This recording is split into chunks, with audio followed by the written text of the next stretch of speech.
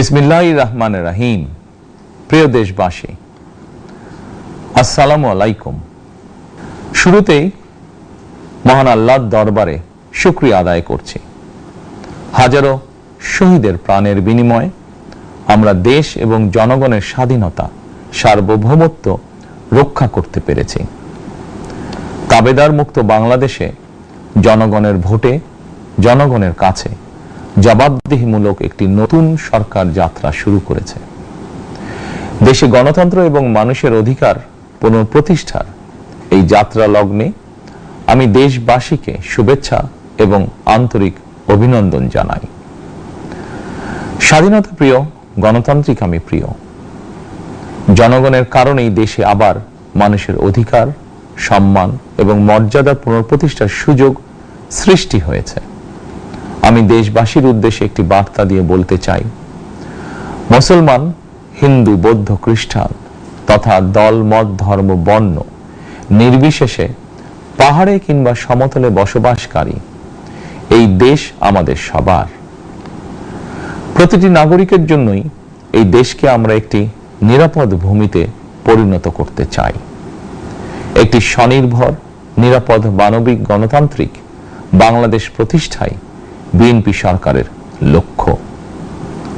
প্রিয় দেশবাসী, ফ্যাসিবাদের সময়কালে দুর্নীতি, দুঃশাসনে পর্যুদস্ত একটি ভঙ্গুর অর্থনীতি, দুর্বল শাসন কাঠামো আর অবনতিশীল আইন শৃঙ্খলা পরিস্থিতির মধ্য দিয়ে নতুন সরকার যাত্রা শুরু করেছে।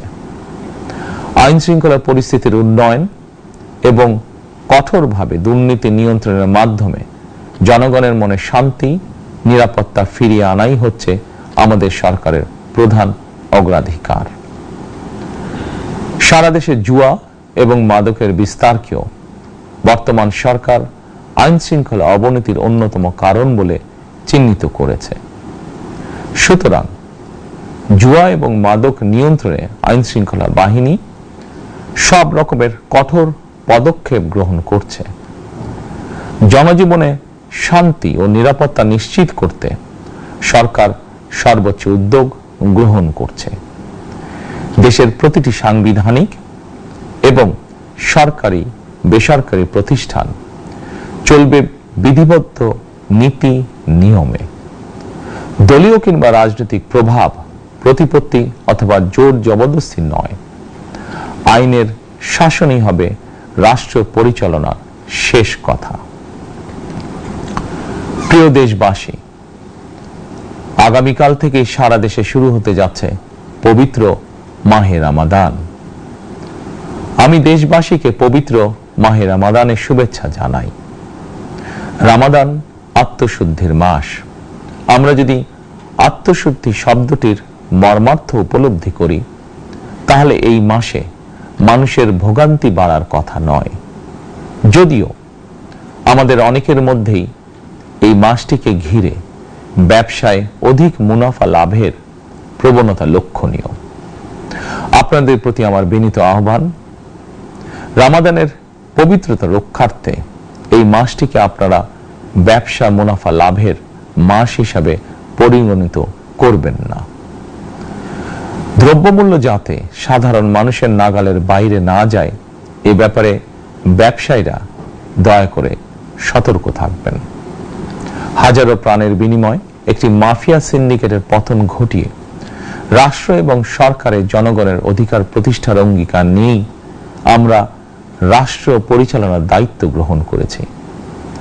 বিএনপি সরকার সকল ক্ষেত্রে অনাচার, অনিয়মের সকল সিন্ডিকেট ভেঙে দিতে বদ্ধপরিকর ইনশাআল্লাহ। ক্ষুদ্র, মাঝারি কিংবা ছোট বড় সকল ব্যবসায়ীদের প্রতি বর্তমান সরকারের দৃষ্টিভঙ্গি সহজ এবং স্পষ্ট। বর্তমান সরকার ব্যবসায়ী এবং ক্রেতা সাধারণ উভয় স্বার্থ রক্ষা করে প্রয়োজনীয় পদক্ষেপ গ্রহণ করতে চায়।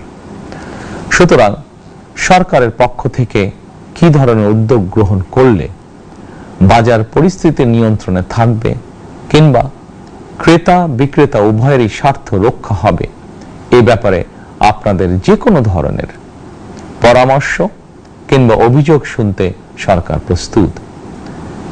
ক্রেতা বিক্রেতা গ্রহীতা এই সরকার সকলেরই সরকার। এই সরকার আপনাদেরই সরকার। আপনারাই ভোটের মাধ্যমে এই সরকারকে রাষ্ট্র পরিচালনার দায়িত্ব দিয়েছেন।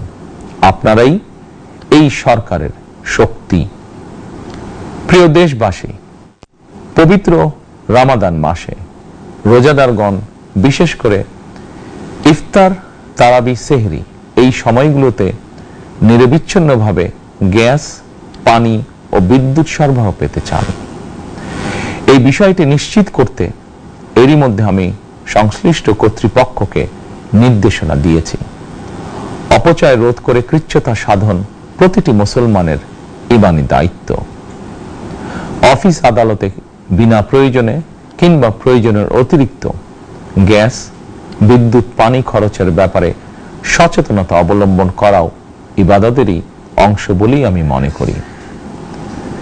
দেশের সকল সরকারি বেসরকারি কর্মকর্তা কর্মচারী এবং জনসাধারণের প্রতি কৃচ্ছতা সাধনের আহ্বান জানানোর আগে আমি সরকারের মন্ত্রী এবং বিএনপি সংসদ সদস্যদেরকে দিয়েই একটি দৃষ্টান্ত স্থাপন করতে চেয়েছি।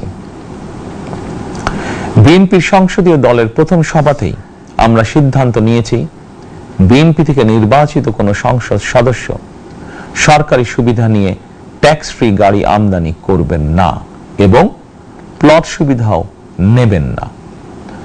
আমি আপনাদের সামনে বলেছিলাম, রাষ্ট্র পরিচালনার সুযোগ পেলে বিএনপি সরকার মহানবীর ন্যায়পরায়ণতার আদর্শ অনুসরণ করবে। আমি মনে করি বিএনপির সংসদীয় দলের এই সিদ্ধান্ত ন্যায়পরায়ণতার আদর্শেরই একটি অন্যতম প্রতিফলন। প্রিয় দেশবাসী, বিভাগীয় শহরগুলিতে বিশেষ করে রাজধানী ঢাকায় যানজট অত্যন্ত নিয়ন্ত্রণহীন। হাটে মাঠে ঘাটে, অফিস আদালতে জনগণের ভোগান্তির শেষ নেই। জনজীবনের নানা ক্ষেত্রে জনদুর্ভোগ লাঘব করা না গেলে জনমনে স্বস্তিও ফিরবে না। রাজধানীতে জনসংখ্যার চাপ কমাতে বিকল্প ব্যবস্থা গ্রহণ করা জরুরি হয়ে পড়েছে।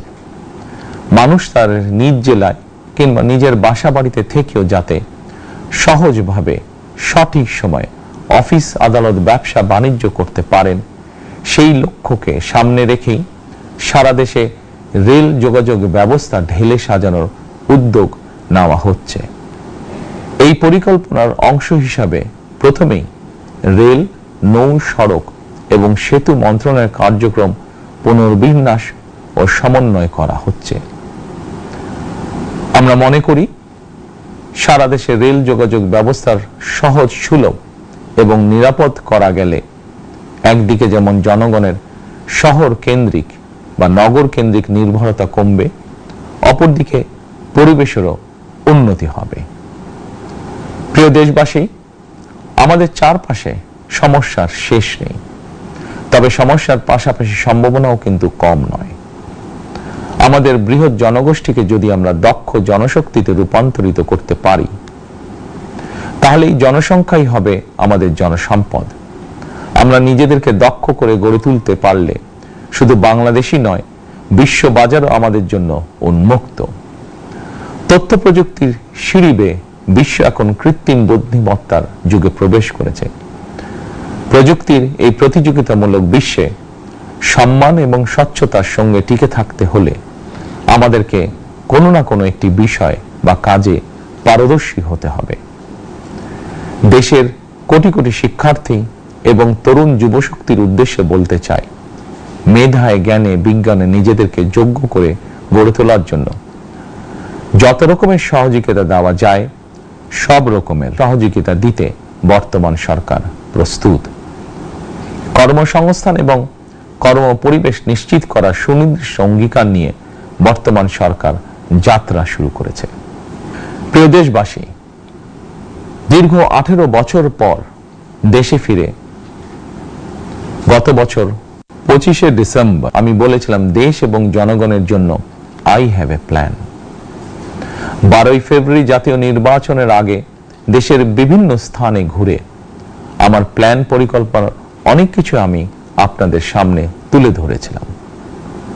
আপনারা স্বাধীনতার ঘোষকের প্রতিষ্ঠিত দল বিএনপিকে ভোট দিয়ে রাষ্ট্র পরিচালনার দায়িত্ব দিয়েছেন, সকল পরিকল্পনা বাস্তবায়নের সুযোগ দিয়েছেন। এখন এই সুযোগকে কাজে লাগিয়ে সকল অঙ্গীকার পূরণ করার দায়িত্ব বিএনপি সরকারের। আমরা আমাদের পরিকল্পনা এবং প্রতিশ্রুতি বাস্তবায়নের কাজ শুরু করে দিয়েছি ইনশাআল্লাহ। অঙ্গীকার পূরণের এই যাত্রা পথে আমরা ভবিষ্যতের দিনগুলোতেও আপনাদের অব্যাহত সমর্থন প্রত্যাশা করি। প্রিয় দেশবাসী, সরকার প্রধান হিসাবে আমি দেশবাসীর উদ্দেশ্যে একটি বিষয়ে প্রতি দৃষ্টি আকর্ষণ করে বলতে চাই। নবগঠিত সরকার গঠনের সুযোগ দিতে যারা বিএনপিকে ভোট দিয়েছেন কিংবা দেননি অথবা কাউকেই ভোট দেননি, এই সরকারের প্রতি আপনাদের সবার সমান অধিকার। বিএনপি সরকার বিশ্বাস করে দল মত ধর্ম দর্শন যার যার, রাষ্ট্র সবার। এই দেশে এই রাষ্ট্রে একজন বাংলাদেশী হিসাবে আপনার আমার আমাদের প্রতিটি বাংলাদেশী নাগরিকের অধিকার সমান। প্রিয় দেশবাসী, আল্লাহ আমাদের সবাইকে নিরাপদ এবং সুস্থ রাখুন। আল্লাহ আমাদের সকলকে ইতিবাচক পরিকল্পনাগুলো বাস্তবায়নের তৌফিক দিন।